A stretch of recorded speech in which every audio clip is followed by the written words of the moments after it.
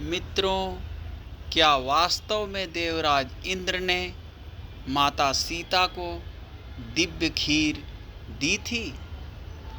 रामायण के विषय में हमें एक कथा ऐसी मिलती है जहां देवराज इंद्र द्वारा माता सीता को दिव्य खीर दी गई थी, जिसे खाने के बाद माता सीता को कभी भूख ना लगे और उन्हें रावण के अन्न को खाने की आवश्यकता ना पड़े।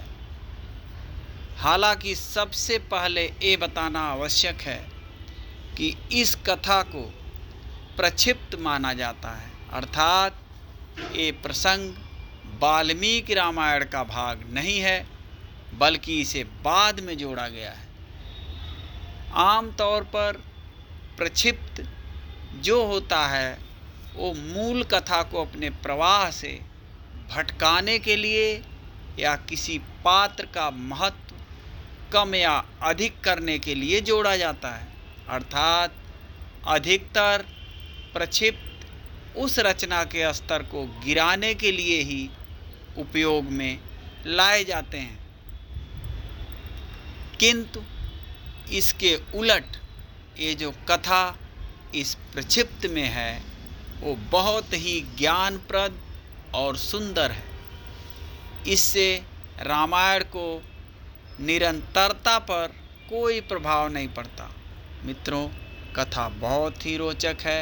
यदि आपको अच्छी लगे तो हमारे चैनल को लाइक और सब्सक्राइब करना ना भूलें। इसीलिए इस कथा को रामायण के अधिकतर संस्करणों में बताया जाता है। गीता प्रेस ने भी वाल्मीकि रामायण के अरण्य कांड के 56वें सर्ग के बाद इसे प्रक्षिप्त सर्ग के रूप में जोड़ा है। इस सर्ग में कुल 26 श्लोक हैं। इस कथा के अनुसार जब माता सीता का हरण हुआ और रावण ने उन्हें अशोक वाटिका में बंदी बनाकर रखा, तब ब्रह्मा जी बहुत प्रसन्न हुए।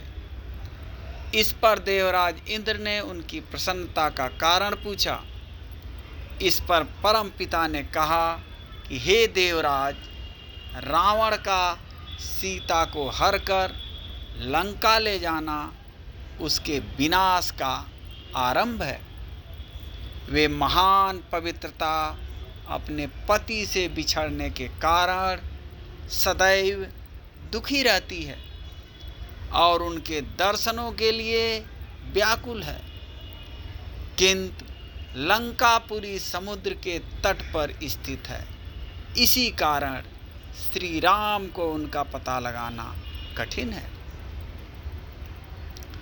परम पिता ब्रह्मा आगे कहते हैं कि मैं इस बात से चिंतित और दुखी रहने के कारण सीता भोजन नहीं करती और कृशकाय हो गई है। ऐसी दशा में निसंदेह वे अपने प्राणों का परित्याग कर देंगे, जिससे हमारे उद्देश्य रावण का अंत में संदेह उत्पन्न हो जाएगा। इसलिए आप शीघ्र लंकापुरी जाएं और सीता से मिलें तथा उन्हें उत्तम और दिव्य हविष्य प्रदान करें। परम पिता की आज्ञा से देवराज इंद्र लंका पहुंचते हैं। उनके बाद निद्रा देवी भी रहती हैं। उनके साथ निद्रा देवी भी रहती हैं। लंका पहुंचने के बाद इंद्रदेव निद्रा देवी से सभी राक्षसियों को मोहित करने को कहते हैं। तब निद्रा देवी वहां उपस्थित सभी राक्षसियों को निद्रा में डाल देती हैं। फिर इंद्रदेव माता सीता के पास पहुंचकर उन्हें अपना परिचय देते हैं और कहते हैं कि हे जनक किशोरी, आप धैर्य धारण करें। आपके उद्धार के लिए मैं श्री राम की सहायता करूंगा और वे सेना सहित समुद्र को पार करेंगे। मैं ही अपनी माया से इन सभी राक्षसियों को मोहित किया है। मैं स्वयं यह हविष्यान लेकर आपके पास आया हूँ। यदि मेरे हाथ से इस हविष्य को आप ग्रहण करेंगी तो आपको सहस्रों वर्षों तक भूख और प्यास नहीं लगेगी। देवराज इंद्र के ऐसा कहने पर माता सीता शंकाग्रस्त हो जाती हैं और उनसे कहती हैं कि वो कैसे विश्वास करें कि वे देवराज इंद्र ही हैं। वे उनसे कहती हैं कि यदि आप वास्तव में देवराज इंद्र ही हैं तो अपने शुभ लक्षणों को प्रकट करें। तब उनका संदेह दूर करने के लिए देवराज इंद्र आकाश में खड़े हो जाते हैं। उनकी पलकें नहीं झपकती थी, उनके वस्त्रों पर धूल का स्पर्श नहीं होता था, उनके कंठ में जो पुष्पमाला थी उसके पुष्प मुरझाते नहीं थे। उनके ऐसे दिव्य लक्षणों को देखकर माता सीता को उन पर विश्वास हो गया और उन्हें बड़ी प्रसन्नता हुई। वे रोते हुए बोली कि आज बड़े सौभाग्य से लक्ष्मण सहित श्री राम का नाम मेरे कानों में पड़ा है। मेरे लिए जैसे मेरे ससुर महाराज दशरथ और मेरे पिता मिथिला नरेश जनक हैं, उसी रूप में मैं आज आपको देख रही हूँ। मेरे पति को आपका ही सहारा है।